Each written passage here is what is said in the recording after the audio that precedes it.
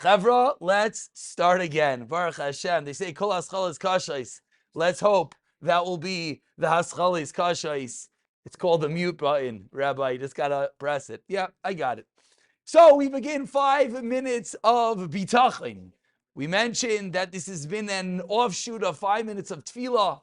5 minutes of Tefillah was an invention of the whole purpose of Mincha, was that during the workday, we connect to Hashem in Tefillah. So we spent, I think it was 130 some odd shiurim of 5 minutes, short snippets, those who joined live, those who listened afterwards. An incredible chizik as we learned a little bit and hopefully we grew and we connected a little bit more to Hashem.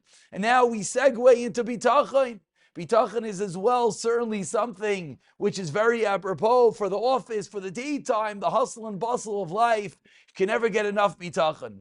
We're going to be learning it with the Beis Halevi's Maimer on Bitachon, an incredible job by Rav David Sutton over here. We're going to focus also on his footnotes. If anyone is local and would like a copy, please reach out. I don't know if we can ship it to Eretz Yisrael, but please. But they have them in Eretz Yisrael even. Baruch Hashem and B'siyata D'Shemaya. We're going to also do something a drop different. We're going to try to read a little bit inside, 1 or 2 lines a day, because the words of the Beis Halevi, hopefully his words will penetrate, and then we'll elaborate via the English, the footnotes, etc. So, with that lengthy introduction times 2, let's begin. Says the Beis Halevi, Chayvas HaBitachon.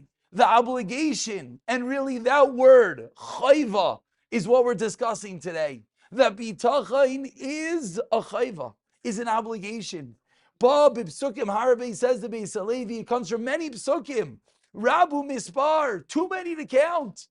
He doesn't mention any psukim. Fascinating. Usually you say, there are so many sources, and you tell us a few. He doesn't say any. On the bottom of footnote 2, it sends you to the back, and they quote 5 of them, which maybe we'll mention one of them in a moment.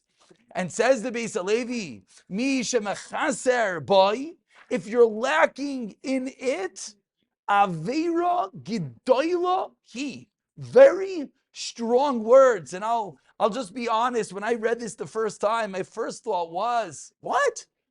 Bitachon is an added. Bitachon is something nice. Gives us yishav hadas. Makes us calmer, more tranquil, more serenity in life. And it definitely does all of that. But to tell me it's a mitzvah, it's a chayva, it's an obligation. And if you don't have it, it's an aveira. It's a great sin. That's very heavy. So firstly, before we go to Rav David's son, incredible note in the bottom, such a beautiful mashal. Let's just point down in the back over here, one of the sources. He quotes from the semichah. That the semichah, the Sefer Mitzvahs HaKatan writes, you know what the source of Bitachon is? What we're going to be asked. One of the questions we're asked, Lachar Me'ah V'Esrim, after 120 is, Sipisa Liyeshua. Did you yearn for salvation? And explains the semichah, in order to yearn for salvation, you have to be aware that Hashem is holding your hand. You have to be cognizant that God is that which gives you the salvation. And he learns that is a source, that there's an obligation to believe, and not just believe in Hashem, as we'll see that's Emunah, but more to have faith and live with Hashem, which is Bitachon. And the truth is, in footnote A over here on the bottom, he points that out, that it's not just a mitzvah. But Chavakuk, the Gemara Makkas teaches us, Chavakuk came and put the entirety of Torah on Tzadik b'emunaso yichya, which the Vilna Gaon explains. What does it mean to live with Emunah? Living with Emunah is Bitachon.